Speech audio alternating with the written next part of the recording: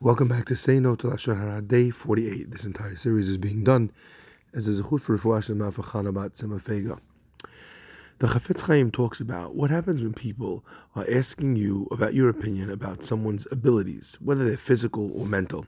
So lots of times a person thinks I'm answering honestly, so how could that be Lashon Hara? But as we've said many times before, just because something is true doesn't mean it's not Lashon Hara. In fact, that is what makes it Lashon Hara and not Motzi Shem Ra. However, what people don't realize is that if someone asks you, what do you think about this person's intelligence, you might say, well, he's a smart guy, but, he's not like, a genius. He's not, super brilliant or anything like that.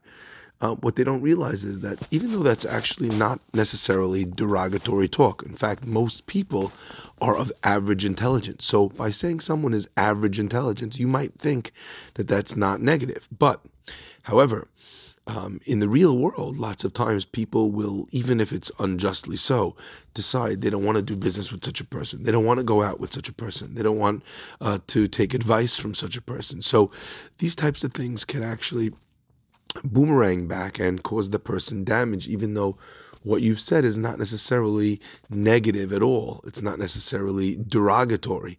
It's just less than the highest compliment. So if you think that that is not going to harm, a lot of times you might be wrong.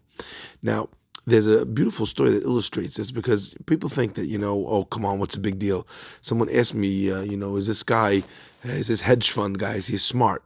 And you say, yeah, he's smart. I mean, he's not the best that there is, Immediately, the person thinks to themselves, okay, well, why would I want to invest with someone who's not the best that there is?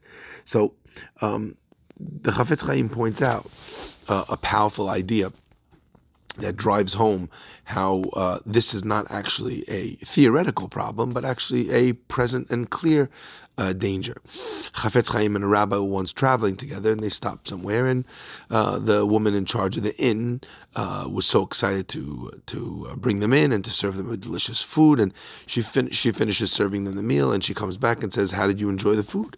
Chafetz Chaim says, very nice, and Chafetz Chaim's friend, the rabbi, said it was very good, but the soup could have used a little bit more salt. Anyway, the second the hostess left, Chafetz Chaim was very upset. He said, how could you say that to her? Now she may go back into the kitchen and yell at the cook. It might very well be someone who's a almana, a poor widow, who's only doing this work in order to help support her family. The rabbi looks at the Chafetz Chaim and says, come on. What's the likelihood that that's the case here? That she's going to go back in, scream at the cook because I said something about the salt, and that the cook is a widow who needs the money to support the family? Come on. The Chafetz Chaim stood up, took the man by the hand. They went to the window of the kitchen, and they were able to see exactly that.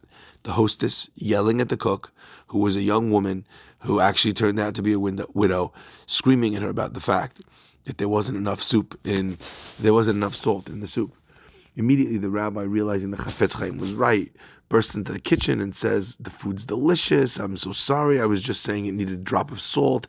If it was perfect, other people might have wanted it this way. I like it very salty. He had to fix up the mess that he'd caused. In the end of the day, a person always has to think before they speak, because sometimes an innocent comment can cause a person a tremendous amount of damage.